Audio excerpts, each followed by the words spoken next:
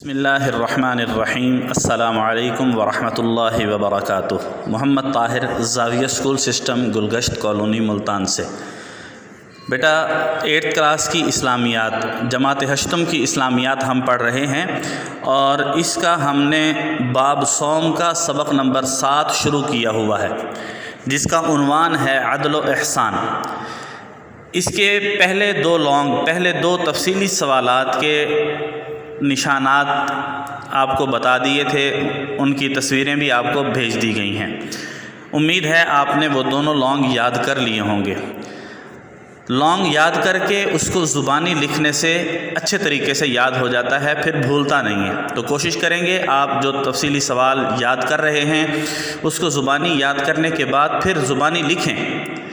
زبانی لکھنا ہے دیکھ کے، پھر اس کو آپ اپنی کتاب کے ساتھ میچ کر لیں، تو اس طرح آپ اپنی غلطی نکال لیں گے اور درست ہو جائے گی غلطی انشاءاللہ۔ تو اس طرح یاد کر کے ساتھ ساتھ لکھتے رہیں، پھر اس کو میچ کرتے جائیں۔ آج ہم نے اس کا تیسرا لانگ جو تھوڑا سا آگے پیچھے ہے، اس کے کچھ پارٹس ہیں، وہ میں آپ کو بتا دوں گا، اور اس کے بعد پھر آپ کو نشان لگا کر وہ تصویر بھی آپ کو بھیج دی جائے گی۔ دیکھیں بیٹا، یہ جو ہمارے پاس احسان کا مفہوم سوال نمبر 3 ہمارا ہے کیا؟ سوال نمبر 3 ہے احسان کا مفہوم اور اس کے متعلق اسلامی تعلیمات کی وضاحت کریں، اس سلسلے میں کیا احتیاط ضروری ہے؟ تو دیکھیں، اس کا پارٹ 1 حصہ اول جو ہے، اس لانگ کا حصہ اول دیکھیں۔ احسان کا مفہوم جہاں سے شروع ہو رہا ہے کہ احسان یہ ہے کہ کسی کے ساتھ برائی کے بدلے برائی نہ کی جائے، بلکہ اس کی برائی معاف کر دی جائے۔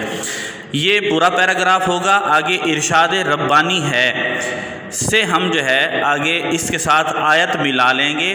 لانگ 2 کی دوسری لائن کے اندر جو آیت ہے نا، وَأَحْسِنُوا إِنَّ اللَّهَ يُحِبُّ الْمُحْسِنِينَ، اس کا ترجمہ، اور پھر اس سے بعد والی آیت وَأَحْسِن كَمَا أَحْسَنَ اللَّهُ إِلَيْكَ، اس کا ترجمہ، اور اس کے ساتھ نیچے والی لائن کہ اللہ تعالیٰ نے ہر انسان کے ساتھ احسان کیا ہے، اس لیے اس کو بھی اللہ کی مخلوق کے ساتھ احسان کرنا چاہیے۔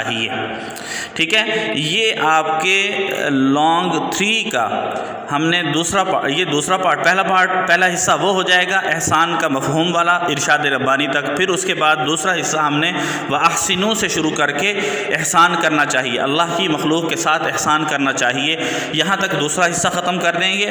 اور اس کا تیسرا حصہ اس کے صفحہ نمبر 33 پر 33 صفحہ، اس پر دیکھیں، دوسرا پیراگراف ہے جو عدل و احسان کی مختلف صورتیں، اس کے اندر پہلی لائن صرف عدل و احسان کی بہتر شکل تو یہ ہے کہ آپ حسن سلوک سے کام لیں۔